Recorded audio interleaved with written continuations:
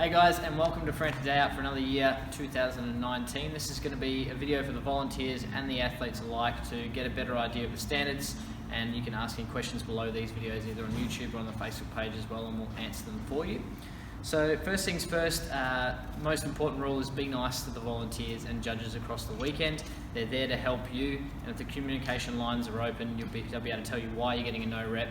So just make sure you listen and make the adjustment. Okay, any discrepancies with that or any issues, come and talk to myself, and any behaviour that we deem to be inappropriate will be DNFing you for the workout, potentially the whole competition. So be nice. Alright, next thing from there, we're just going to go over the movements, a little bit of the layout, and also we might assess quickly the scorecards as well, so some of you judges can get a better idea. Well, let's go through the stands first. So we have WOD number 1 first of all, is box jump overs for the RX, Intermediates and Masters Advanced. First things first, so facing the box, you can jump onto the box and over. You can step down, you can jump down, it's fine, provided that you get both feet on top of the box. Okay, so you're not allowed to clear the box, it's just for your own safety. You're doing 50 of those, you don't need to be clearing it. Okay, you might be a hero for a few reps and then it goes pretty south pretty quickly. Now we're talking beginners and also masters. You guys are allowed to step up, just stepping up, not holding. Oh, step up? Yep, just stepping up, or box jumping. Okay, the trick with this one is once you decide on the standard, you have to stick with that standard the whole way through. So if you decide to box jump, even as you get to the second round, you have to continue to box jump. Same goes with the step ups as well. Now, making sure you're locked out on top of the box, whether it be a step up or a box jump, the finished position should still be the same. Knees, hips, all locked out at the top. Okay, so this is for the masters and masters 35 to 45 scaled, 45 plus, and beginners. Okay, so intermediate, RX, and masters advanced, you guys will be doing box jump overs. Next up, we've got the double kettlebell lunges. So for these ones, what's important is that you are hands crossed over and handles touching of the kettlebells. Make sure your hands are apart. It hurts a lot if you crush your fingers. So make sure handles touching, hands touching. You'll then step forward, keeping the back foot anchored.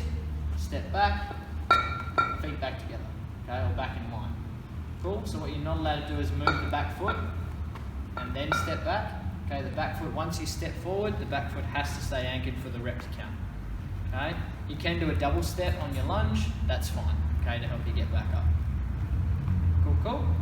Aside from that, nothing else crazy. If you keep the handles together and your hands together, everything should be fine then.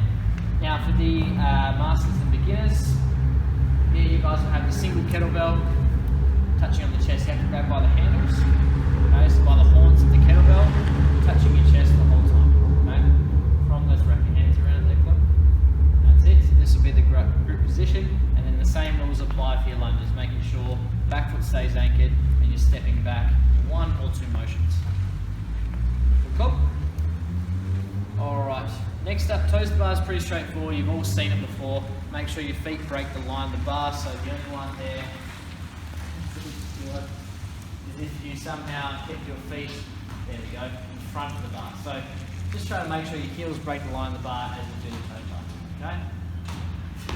So the other thing is making sure both feet touch at the same time, so you're going to get that 1-2 touch, and we'll all be fine. Now for the beginners and masters, you've then got some ab mat sit-ups. So we'll have an ab mat today that goes to the lower back. You're going to touch the ground behind, your elbows can be bent, locked out, all doesn't matter, and then covering your toes. Okay, that's the main standard. Touching the floor and covering your toes to finish the repetition. What you're not allowed to do is do a big butt off the floor and slamming it down, or a sit-up kip. Okay, so none of that action going on. If your feet do come off the floor, you're struggling for that last couple of reps, something happens, just make sure they come back to the floor as you touch your toes again. Okay. Next up, dumbbell snatch. So for this one, making sure both ends of the dumbbell touch the floor, not one. And we are alternating reps every single time. Okay, you can alternate in the air, you can alternate on the floor, you can touch your shoulder first. As long as you change over hands, we're pretty happy. Okay, make sure when you're finishing the repetition that again your shoulder is in line with the dumbbell at the top. So we're in alignment again, not out in front here. Okay, so obviously be head through with the barbell, with the dumbbell, just making sure you're locked out in alignment. Okay, elbow locked, hip locked, knee lock at the top. Then from there we have bar muscle up, ring dip and box dip as the variations for the categories. So first of all, the bar muscle up again is pretty straightforward. Make sure you lock out the top. The only thing you're not allowed to do is take your hands off, have a little shake out and then go. Keep your hands on the bar the whole time if you want to be doing consecutives. You also cannot use the wall. As you'll see, most of the pull-up bars over here that you'll be using, hey Tucker, will be attached to the wall. So making sure you're not kicking off the wall or anything like that, or off the rig or anything like that, okay?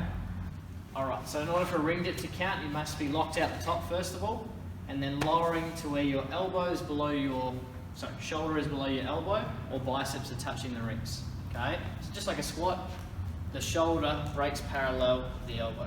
Okay, then from there dipping out, nice and hard for it, and locked out the top. Wait for your judge to say yes, and then they can go back down. Okay, you can kick, strict, whatever gets it done. Okay, so make sure you end up again, elbows locked at the top, and then the judge says yes, then back down. Don't try and go too fast to where you're getting no rep because you're going too quickly. Okay, then we have the box step, which we'll demonstrate on the bench here. So main thing is knees locked out.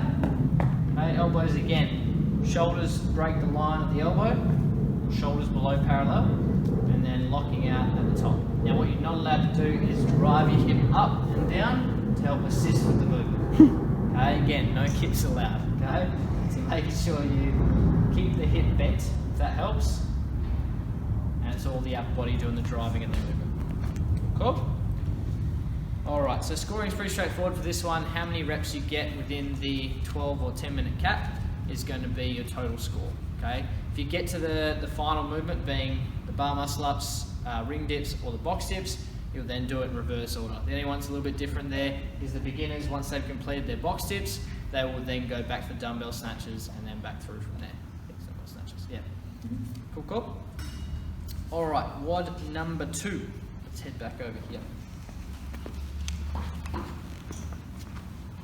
Alright, so first things first, in terms of changing weights, the judges can help the athlete change the weight. So just be clear with your communication with the judge and they'll be able to help you get your bars loaded. Before the workout starts, every athlete will have for the RX 100 kilos for the males, 70 kilos for the females loaded on the bar. And when you finish the workout, make sure before you leave the floor, you help your judge load that weight back on.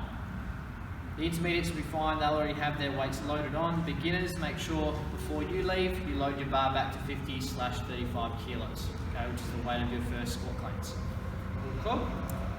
During the transitions, that's when you want to change your weight over to your WOD weight, obviously. You cannot, for example, put on, let's say, you're doing 35 kilos, let's say for the intermediates, you're doing 50 kilos, and you try to put 100 onto the bar, it's a bit more stable. You have to start with the WOD weight you're going to finish with, okay?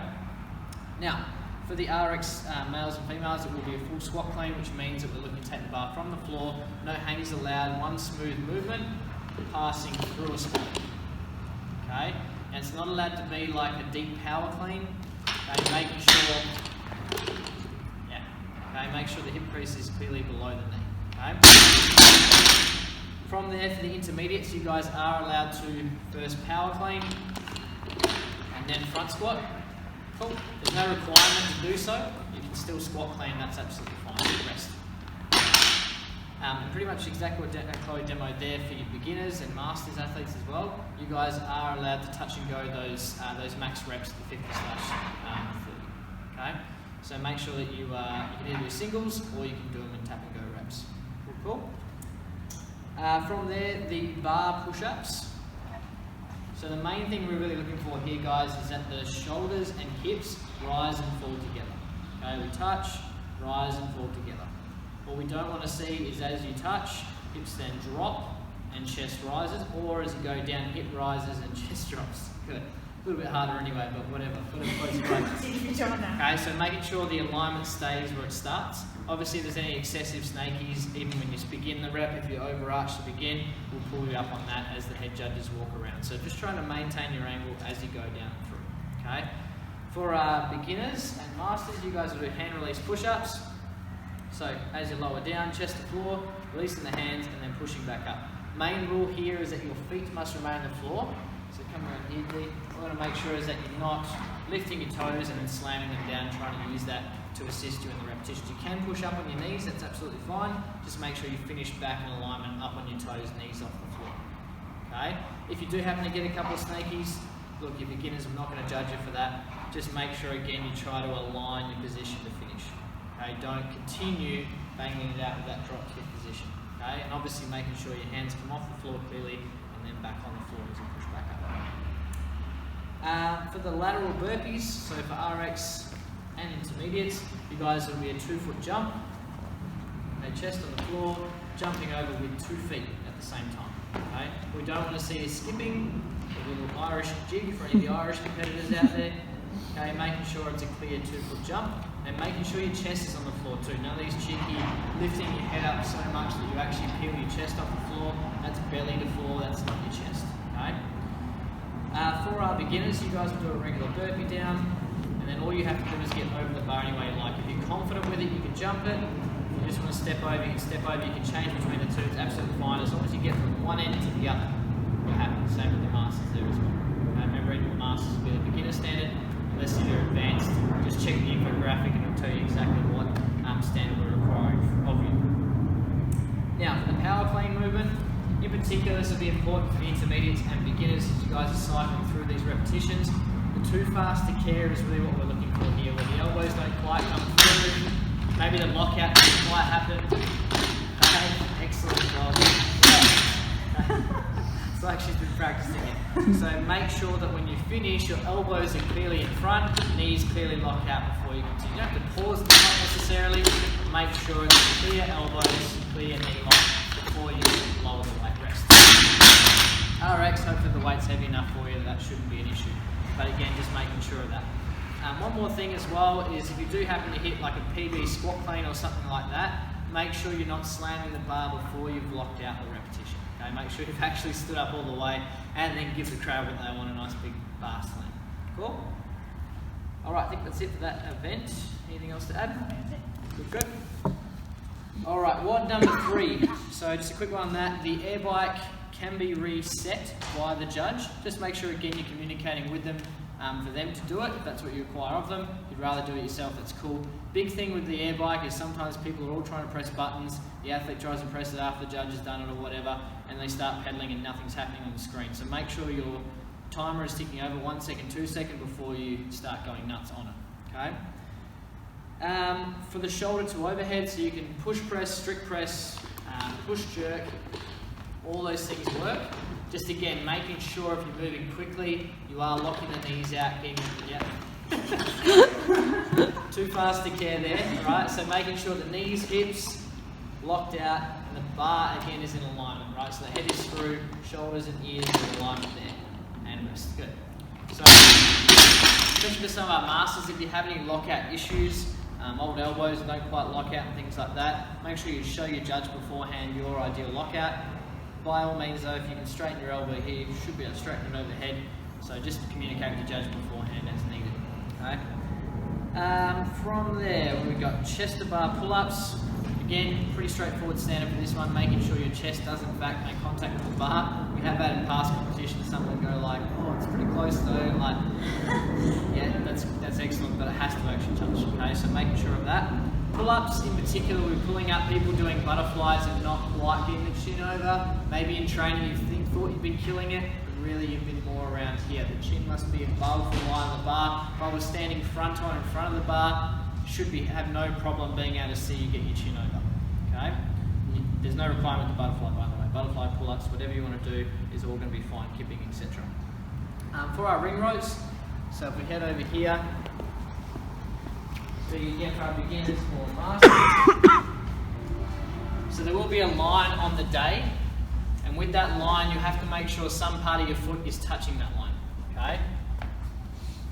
Yeah, just underneath the bar. She's probably a little bit far forward, it'll be a little bit further back, that's okay.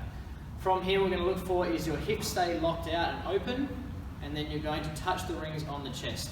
Okay? And lock out the bottom, and then again touching the rings on the chest. Cool? Main things we're looking for here is no hip kips again. You drive the hip down and swing them up. No rep, no good. You've got to keep the hip open as you lower and as you pull to your chest. Okay? I think that's the main one there, and making sure that part of your foot is touching the line. Okay?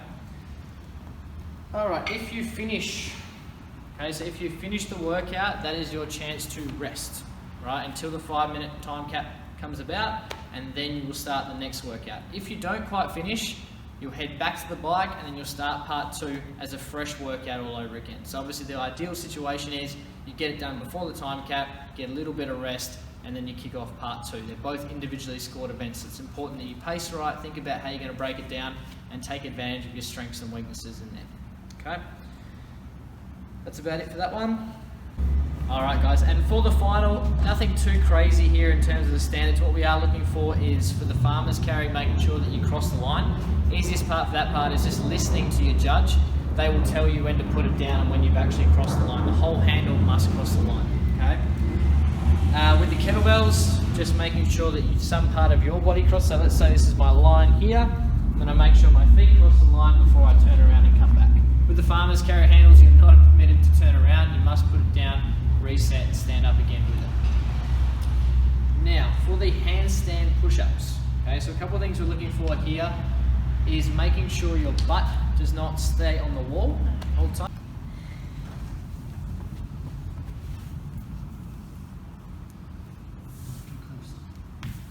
That's pretty good. Oh. No rep. So guys, just make sure your butt is staying well clear of the wall. Make sure that your butt doesn't slide off the wall on your way back up is what we're showing there. The other part that's important is when you are kicking up onto the wall, if you sort of like kick up and you're locking out and you're arching and trying to get back into position, one foot touches and then you fall off, it's going to be a no rep. You need to clearly show that your feet are back on as you're locked out, back stable, and then that's going to count as a rep. There'll be no sort of close ones with that. Make sure it's clear, okay? All right, next up, parallettes.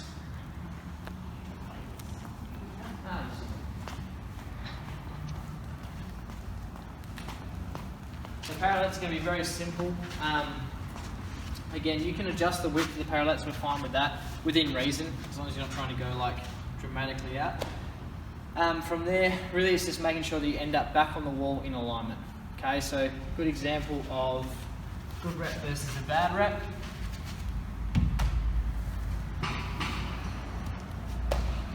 Good rep finish, back in alignment, bad rep.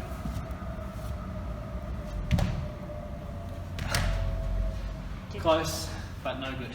Okay, so make sure you've, again, shown control at the top and you're locked out, ready in position. Okay, for your double unders, so what's going to happen is once you've carried your farmer's carries over the line, done your parallettes, you're going to come back and each time you're going to reclaim your rope over here. You'll run out to the middle of your lane and then do your double unders, and then when you're finished, run it back in before continuing across with your farmer's carries. Okay, so make sure every time you return it back to the start of your lane. Cool, cool. And that one will be pretty simple, guys, just for time, get it done, and hopefully put on a good show for the crowd to wrap things up. Alright team, so if you have any other questions, like I said, feel free to post them in the comments below on YouTube or on the Facebook links. Otherwise, turn up, have a good time, be nice to your judges, and we'll all get along just fine. Thanks again team for jumping in this year at FDO 2019.